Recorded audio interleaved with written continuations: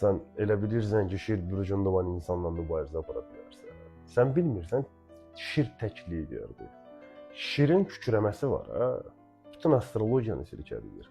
Şirin sevgisini anlamaq böyük bir ürəyə məxsusdur. Canavar məhəbbəti olan insanda şir bürcünün sevgisi olar.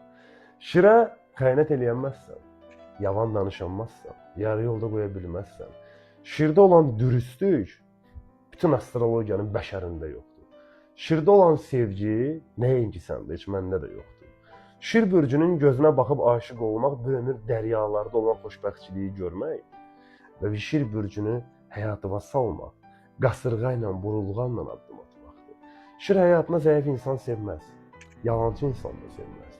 Şirin üç xüsusiyyəti var: məğlub olunmaz, yalan danışmaz, yarıda qoymaz. Bunlar varsa şirin həyatında sevgi var və unutma. Bir şirin sevgisini dadmaq, xoşbəxt olmaqdan da xoşbəxt olmaq.